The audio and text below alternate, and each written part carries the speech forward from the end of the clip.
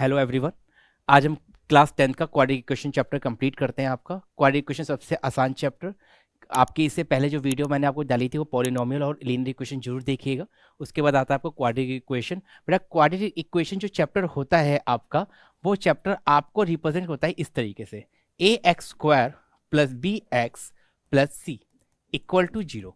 अब आप यहाँ पे देख सकते हैं कि यहाँ पर आपका वेरिएबल जो आ रहा है वो x है। यहाँ पे वेरिएबल क्या है बेटा आपका? यहाँ पे वेरिएबल जो आ रहा है वो आपका x आ रहा है वेरिएबल। अब वेरिएबल की हाईएस्ट डिग्री कितनी आ रही है बेटा? यहाँ पर आपकी वेरिएबल की जो हाईएस्ट डिग्री आपकी यहाँ पे आ रही है वो 2 आ रही है। यहाँ पे कितनी बेटा? 1। क्लियर? यह 2 और 1, यहाँ 2 आ रही है तो 2 हाईएस्ट है। जो 2 रिप्रेजेंट करती है वही आपको रिप्रेजेंट करती है वो क्वाड्रेटिक, वो आपकी क्वाड्रेटिक इक्वेशन को रिप्रेजेंट करती है। तो ध्यान में रखिएगा सबसे पहले आपका कि क्वाड्रेटिक इक्वेशन क्या होती है, कि सबसे पहले आपको ये चेक करना है कि उसमें हाईएस्ट पावर आपकी 2 होनी चाहिए, वही क्वाड्रेटिक इक्वेशन होती है। तो सबसे इसमें से इंपॉर्टेंट पार्ट यही है। दूसरा पार्ट आपको ये बताया गया है कि क्वाड्रेटिक इक्वेशन को सोल्व करने के पहले 3 तरीके हुआ करते थे। First, factorise quadratic equation, quadratic formula, और थर्ड होता है कंप्लीटिंग द स्क्वायर। आपके सिलेबस से completing the square deleted part हो चुका है, तो आपके पास इस इक्वेशन को सोल्व करने के सिर्फ 2 तरीके आपको दिखाए गए हैं। वो है आपके फैक्टर करना, जो कि आप क्लास 8, 7, 6, 7 से आप करते हुए आ रहे हैं फैक्टर करना इक्वेशंस को। और सेकंड थिंग आपका हो जाता है क्वाड्रेटिक फॉर्मूला। क्वाड्रेटिक फॉर्मूला आपके लिए न्यू है, वो हम कंप्लीट करेंगे। एक लास्ट एक्सरसाइज में आपको रूट्स दिए जाएंगे कि अगर कभी कोई चीज फंस जाती है रूट में तो आप उसको सोल्व कैसे करेंगे। तो सबसे पहले आपको क्लियर हो जाना चाहिए कि अगर क्वाड्रेटिक इक्वेशन जो है चैप्टर बना है वो आपको हाईएस्ट पावर देखनी है वेरिएबल की। अगर हाईएस्ट पावर 2 आ रही है उसे आप क्वाड्रेटिक इक्वेशन बोलते हैं। तो सबसे पहले जो आपका आता है आपके पहले वाले उसमें यही सब चीजें हैं, और उसमें ज्यादातर उसमें मुझे नहीं लगता कि उसमें आपको कुछ करना है।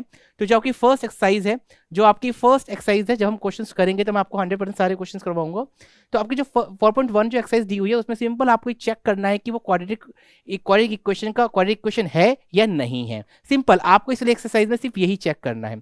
सेकंड क्वेश्चन आपका आता है, सेकंड आता है आपको फैक्टर करने। आपको ऑलरेडी आपको मुझे पता है कि आपको फैक्टर करने ऑलरेडी आपको हमने आपको पहले सीखे हुए हैं, तो वो आपके लिए कोई बड़ी बात नहीं है। अब आता है आपके पास फॉर्मूला, क्वाड्रेटिक फॉर्मूला। बेटा क्वाड्रेटिक फॉर्मूला क्या होता है मैं आपको क्लियर आपको एक्सप्लेन करता हूं। देखिए क्वाड्रेटिक फॉर्मूला बेटा आपका ये होता है कि x is equal to minus B plus minus square root के अंदर B square minus 4ac upon 2a। अब ये ए बी सी क्या होता है बेटा? बेटा आपके पास क्वाड्रेटिक इक्वेशन दे रखी है ax square plus B x plus C equal to 0। बेटा ए क्या होता है इसमें? ए क्या है? Coefficient of X square, B क्या है? कोफिशिएंट ऑफ एक्स, सी क्या? Constant term. यही है ए बी सी वैल्यू आपको यहाँ पे पुट करनी है। यहाँ पे क्या वैल्यू पुट करनी है बेटा आपकी?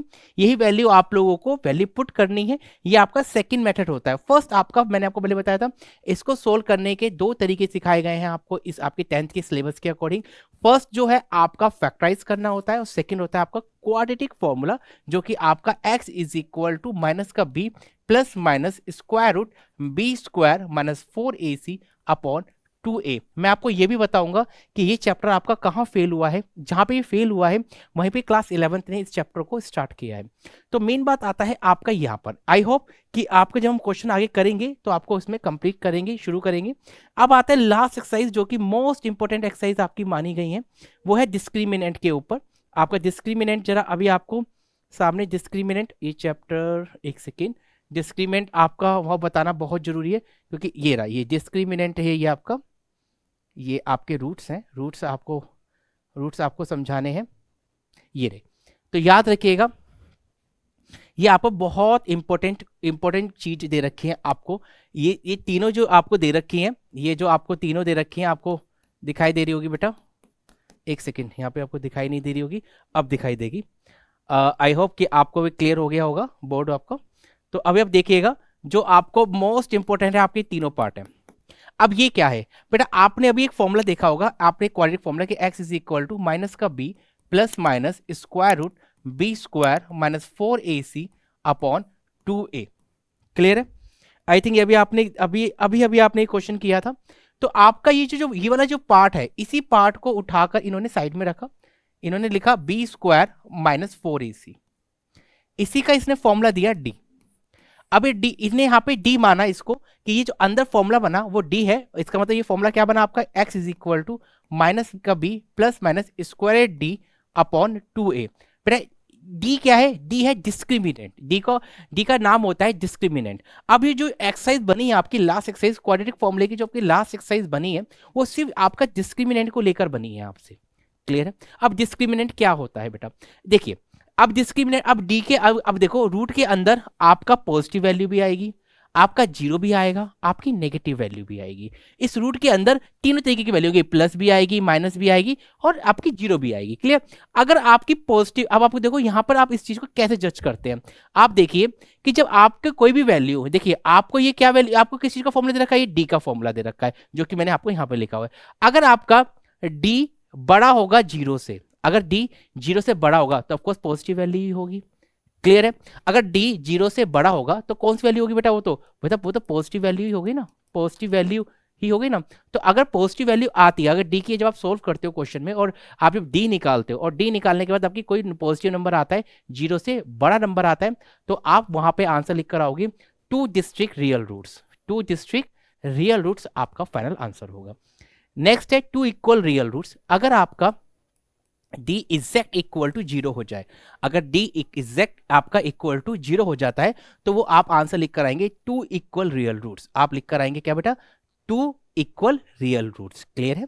लास्ट में अगर डी आपका लेस देन जीरो हो जाता है, मतलब आपकी नेगेटिव वैल्यू आती है अगर रूट के अंदर, तो वैल्यू आप लिखेंगे नो रियल रूट्स, मतलब उसका कोई सॉल्यूशन ही नहीं है, उसका कोई आंसर नहीं है। अगर रूट के अंदर नेगेटिव आ जाता है, सपोज को माइनस का 20 आ गया, तो 10th क्लास उसे सॉल्व नहीं कर सकती है, उसके पास पार्ट नहीं है, उसने सिंपल बोल दिया है उसका आंसर सिर्फ आप नो रियल रूट्स लिखकर आ जाइए, सिंपल। उसने साहब बोला कि मेरे पास इस क्वेश्चन को सोल्व करने का मेरे पास प्रोसेस नहीं है, मेरे पास कोई कंसेप्ट नहीं है। उसने उसे बचने के लिए उसने आपको बोल दिया, एक लाइन दे दी है कि अगर मेरे पास, अगर मेरे बोर्ड में क्वेश्चन आ जाता है क्लास 10th का, रूट के अंदर माइनस नेगेटिव आ जाता है रूट के अंदर, मैं रूट के बाहर की बात नहीं कर रहा हूं, मैं फिर बोल रहा हूं मैं रूट के बाहर की बात नहीं कर रहा हूं, अगर रूट -20 है तो आप उसे सॉल्यूशन कर सकते हैं। अगर रूट के अंदर की बात कर रहे हो कि रूट के अंदर -20 आ जाता है, तो आप सिंपल आंसर लिख कर आइए नो रियल रूट्स, सिंपल। अब आप कहोगे सर इसका सॉल्यूशन बेटा, इसका सॉल्यूशन जो आप इसका -20 आ रहा है, ये क्लास 11 उसका सॉल्यूशन करेगी। क्लास 11th में चैप्टर नंबर 5 है आपका कॉम्प्लेक्स नंबर, आपका complex number and quadratic equation, वहां पर जाकर आपको इसकी सॉल्यूशन मिलेगा। लेकिन आपको इस सिलेबस में नहीं है, क्योंकि माइनस वहां पे √-1 की वैल्यू आयोटा होती है, तो वो आपका क्लास 10th का सिलेबस नहीं है, क्लास 10th का कंसेप्ट नहीं है, तो आपको उस पर नहीं जाना चाहिए। तो मेन बात है क्वाड्रेटिक इक्वेशन में कुछ नहीं है, क्वाड्रेटिक इक्वेशन सिंपल सी बात ये है, फर्स्ट आपका पार्ट ये देखना है कि वो क्वाड्रेटिक इक्वेशन क्या होती है, वो मैंने आपको क्लियर कर दिया कि अगर हाईएस्ट पावर वेरिएबल की हाईएस्ट पावर 2 होती है तो वो आपकी क्वाड्रेटिक इक्वेशन होती है। सेकेंड बात, अगर किसी भी अगर उसको सोल्व, अगर कोई चीज इक्वेशन बनी है तो सोल्व भी जरूर करोगे, और आपको पता है कि x की हाईएस्ट पावर 2 आ रही है तो x की वैल्यू 2 ही आएंगी हमेशा। ये आपको पता है कि जितनी किसी भी इक्वेशन में वेरिएबल की हाईएस्ट पावर 2 हो, जितनी भी हाईएस्ट होती है उसकी उतनी ही आंसर, जब पावर हाईएस्ट पावर 3 आ रही है तो आंसर 3 ही आएंगे, x की वैल्यू 3 आएंगी।